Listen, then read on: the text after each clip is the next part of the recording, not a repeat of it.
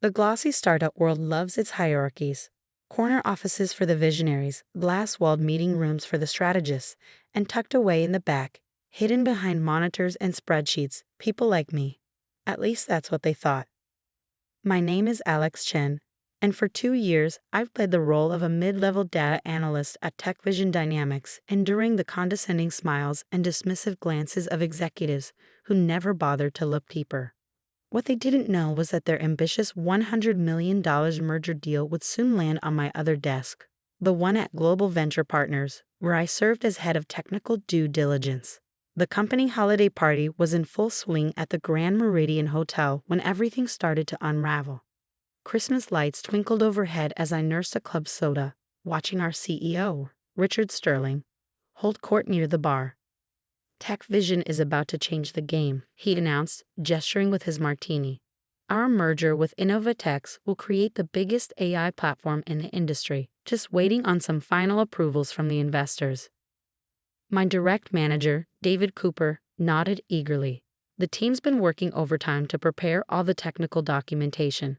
Well, most of the team. He glanced my way with a smirk. Some people prefer to stick to their simple spreadsheets. I took another sip of my club soda, thinking about the preliminary due diligence report sitting on my desk at GVP. The one highlighting serious flaws in TechVision's AI architecture, flaws that could sink the entire merger. Alex, David called out, waving me over. We were just discussing career ambition. Care to share your 5-year plan? Still happy with data entry.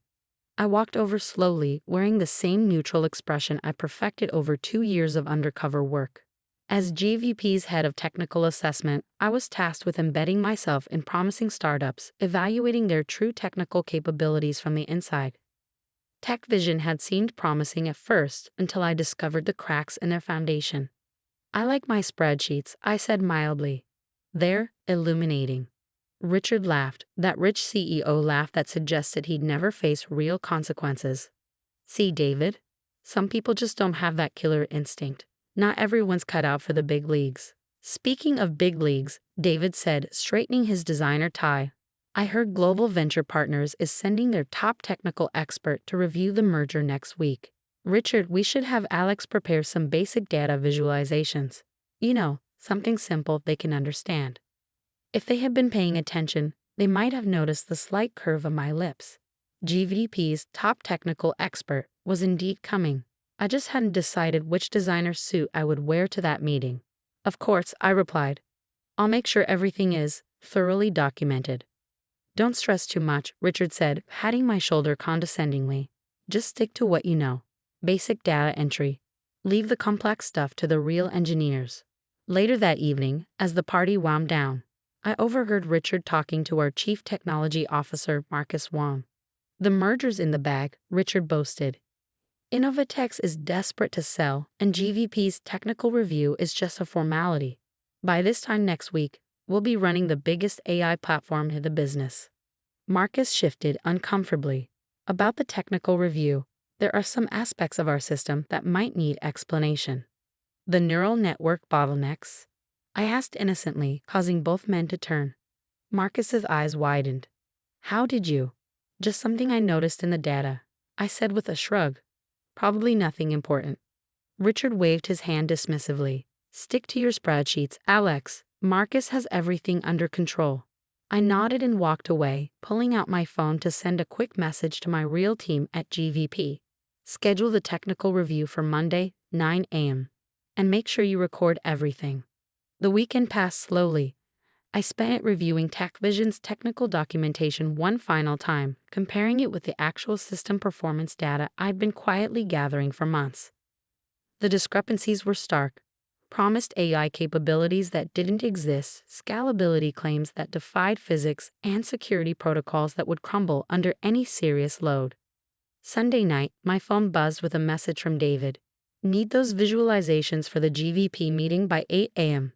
Nothing complicated. Pie charts should be your speed. I smiled, sending back a simple will do. Then I opened my laptop and began preparing a very different kind of presentation. One that would expose every flaw, every exaggeration, and every technical debt that TechVision had tried to hide. Monday morning arrived crisp and clear. I got to the office early, wearing one of my basic analyst outfits, khakis and a plain blue shirt. David was already there, pacing the conference room. "Where are those visualizations?" he demanded. "GVP's technical expert will be here any minute." "Just finishing up," I replied, watching the elevator numbers climb. Richard burst in, adjusting his tie. "Everyone ready? This is just a formality, but let's look sharp. Alex, try not to speak unless spoken to. We don't want to confuse the investors with data entry talk." The elevator dinged. David straightened his jacket. Richard plastered on his CEO smile. My phone buzzed one last time. A message from my assistant at GVP. "The team's ready." "Give them hell, boss."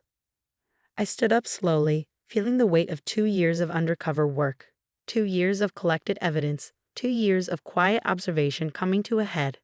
Sometimes the best position isn't the most visible one. Sometimes real power lies in what others don't see coming. Richard's smile faltered as my GVP team stepped into the conference room, each carrying tablets loaded with my comprehensive technical assessment. In a few minutes, they would all learn what it really means to underestimate the quiet one in the room. The conference room fell silent as my GVP team filed in, each taking their positions with practiced precision. I remained standing by my basic analyst desk, watching Richard's confident smile begin to waver. "Welcome," he began, extending his hand to the group. "I'm Richard Sterling, CEO of TechVision. We're excited to demonstrate our technical capabilities and finalize this merger." David jumped in, ever the eager subordinate. "We've prepared some simple visualizations for you." He glanced my way. "Alex, why don't you pull up those pie charts?" "Actually," I said, straightening my posture and switching to my GVP voice, "I have a different presentation in mind." The change in my demeanor was subtle but immediate. Gone was the quiet analyst slouch, replaced by the confident bearing of someone who controlled billion-dollar investment decisions. "I don't understand," Richard said, looking between me and my team. "Where's the technical expert from Global Venture Partners?" "You're looking at him." I pulled out my GVP credentials. "Alex Chen, Head of Technical Due Diligence at Global Venture Partners. For the past 2 years, I've been conducting a deep cover assessment of TechVision's technical capabilities." The color drained from David's face. Richard gripped the edge of the conference table. Marcus, our CTO, closed his eyes in resignation. He'd suspected something was off about my basic data analysis. "This is some kind of joke," David stammered. "You're a data entry clerk. You make spreadsheets." "Very detailed spreadsheets," I agreed, nodding to my team. They simultaneously opened their tablets, projecting multiple screens onto the conference room wall. Spreadsheets that document every exaggeration, every technical debt, and every false claim TechVision has made about its AI capabilities. Richard found his voice, anger replacing shock. "You can't do this. You signed NDAs." "With TechVision, yes. But my primary contract is with Global Venture Partners. Everything I've documented has been completely legal." I pulled up the first analysis screen. "Let's talk about your neural network architecture." For the next 2 hours, I methodically deconstructed every aspect of TechVision's technical facade. The promised AI capabilities that were actually hard-coded decision trees.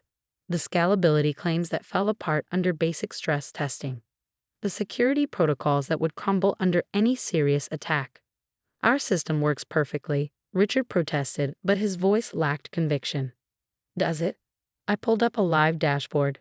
"Right now, your main processing cluster is running at 98% capacity, handling just your test data. The moment you try to merge with InnovateX's user base, the entire system will collapse." David, who had been unusually quiet, suddenly spoke up. "All those late nights he spent fixing spreadsheet formulas. I was running penetration tests, performance assessments, and code reviews." I nodded. "Amazing what people will ignore when they think you're just doing basic data entry." Marcus leaned forward. "The bottleneck issues I could never track down were documented in my weekly reports that no one bothered to read carefully." I pulled up one such report. Page 47, paragraph 3. I literally wrote "critical system failure imminent under load" 2 months ago. Richard slammed his hand on the table. "This is a hit job. You've been sabotaging us from the inside." "On the contrary," I said calmly, "I've been trying to help you succeed."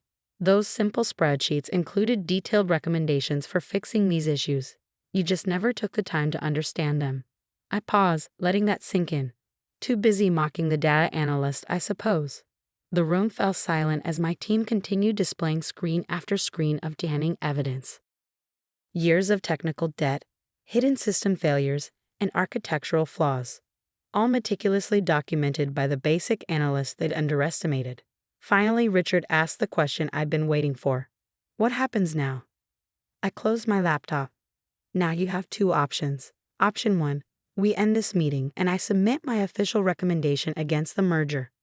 TechVision's technical insolvency becomes public record, your stock plummets, and InnovateX walks away. David's face had turned an interesting shade of gray. And option 2, you accept GVP's intervention package. We bring in our technical team, openly this time, and spend the next 6 months fixing your architecture from the ground up. You delay the merger announcement, focus on building something real instead of something that just looks good in pitch meetings. 6 months? Richard exclaimed. The board will never. The board will do exactly what Global Venture Partners recommends. I cut in.